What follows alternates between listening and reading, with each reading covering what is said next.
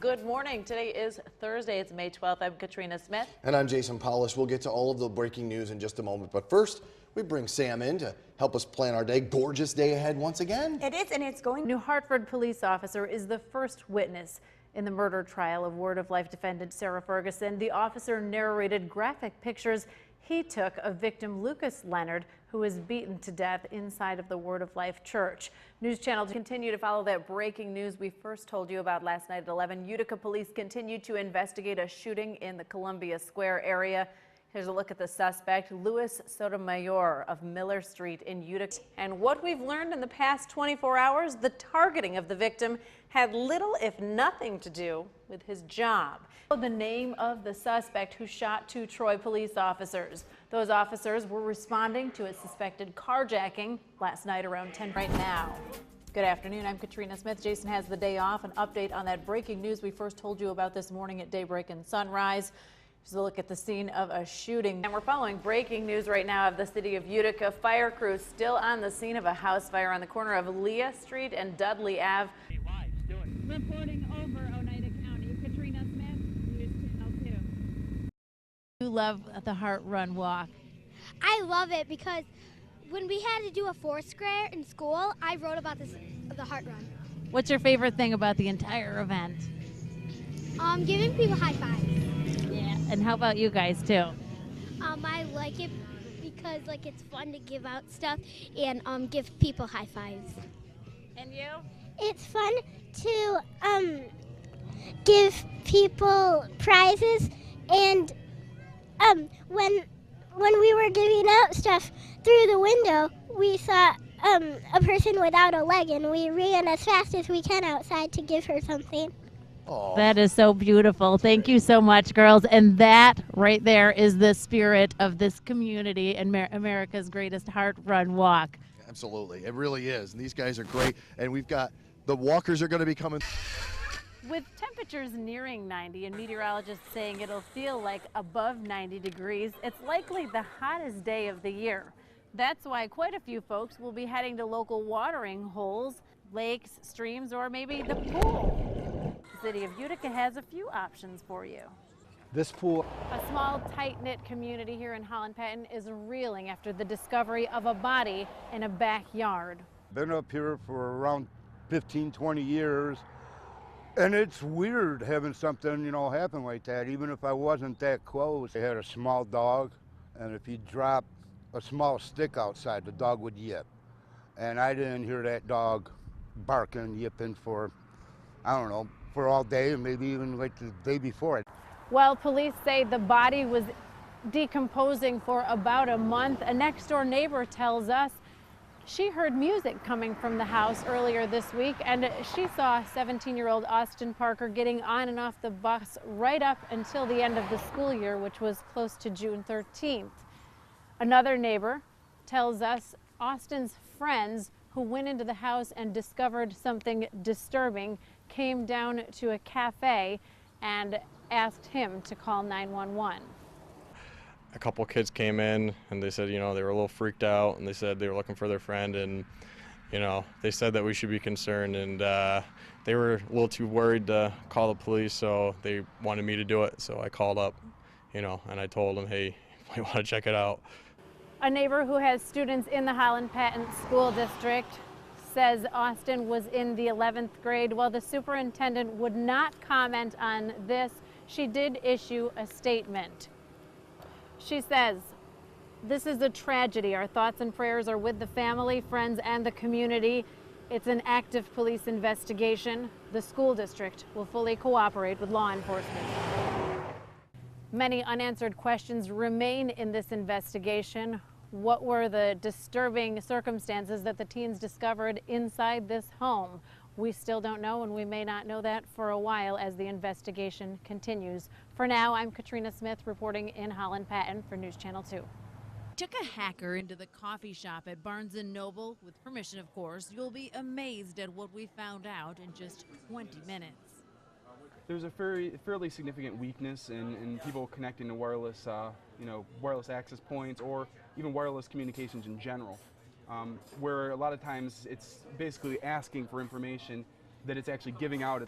Simmons, a good guy hacker with ties to the dev group, notorious for exposing security breaches, bought this device for just $160 to show us how much of your personal information could be exposed.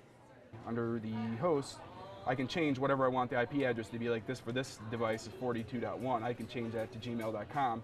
When anybody types in gmail.com, it'll forward it to this device. So there's a lot of stuff you can do. I won't go into too much detail on some of those because those are the more scary things. Scared yet? Once you're logged on to Sean's fake network, he can access your passwords, your email addresses, find out which networks you've recently logged onto. The possibilities are limitless and frightening. It'll fight routers for that communication saying, no, it's me. Sometimes it can broadcast a Wi-Fi access point by name that you're looking for, that you're connected to, and make the other one seem like it's invisible. So I pull out my smartphone, it's already searching for something to connect to, and yours pops up first. Oh yeah, and based on some devices, they trust some connections more than others based on frequency. What this device does in general will see all the, when your Wi-Fi is on, it's looking for any of those access points you have in your list that you put a password in for that you trust.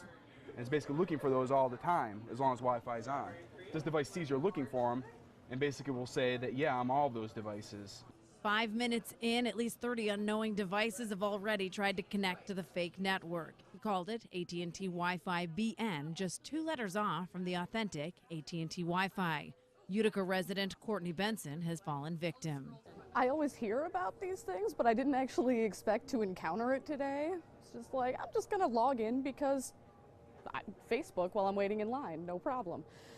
But apparently it's just that quick and easy, and there's really no red flags.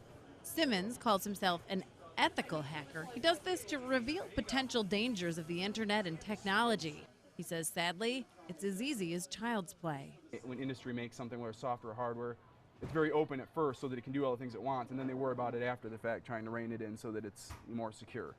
Coming up tonight at 11, Sean lets us in on some of his secrets as to how you can protect yourself while enjoying the convenience of public Wi-Fi. For now, I'm Katrina Smith reporting in New Hartford for News Channel 2. We went with hacker Sean Simmons to the local Barnes & Noble cafe to show just how easily your personal information could be breached on public Wi-Fi. He created a bogus network and parked himself in the corner of the cafe by the emergency exit like any hacker would. So that anonymity is your best form of security. If you don't draw attention to yourself, you usually be okay.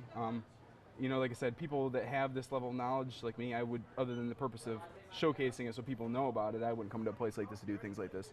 In just 5 minutes, he rerouted dozens of unknowing Wi-Fi customers to his network. In 20 minutes, he had to create a filter because so many victims had logged on. There's obvious things that they can pay attention to, like if they don't see up in the corner like there's a lock and they're on a site that should be secure that they're logging in with, that's an indication that something's wrong. I always hear about these things, but I didn't actually expect to encounter it today. Like, I do so much online shopping and just 15 different social media accounts and things like that, so I kind of like having my identity secured. With a device that costs just over $100, he can learn unknowing users' personal email addresses and passwords to several of their accounts. And so I can have a regular mobile device and do essentially the same thing at a lower level on a tablet, interfere with signals and pull information, redirect people to websites that they think are trusted. What's scarier? But it's pretty freely available to pretty much anybody who knows where to look for it. But essentially, it has several bands, several communications, and has very specific pen testing tools built into it that allow it to manipulate the ways you receive and send out communications. A few ways to protect yourself. Look at your surroundings. Conduct financial transactions over a cell network or maybe a free VPN. Use an app rather than a browser and steer toward companies that use responsible encrypting methods like PayPal. We're not saying don't log on. Public Wi-Fi is a major convenience. We're just saying use common sense. If we could find out all this information in just 20 minutes, imagine what a hacker with malicious intent could do with all the time in the world on the World Wide Web. In New Hartford, I'm Katrina Smith, News Channel. Yes, we don't use a ruler anymore. Steve Mazza spent 45 years of his life self-employed.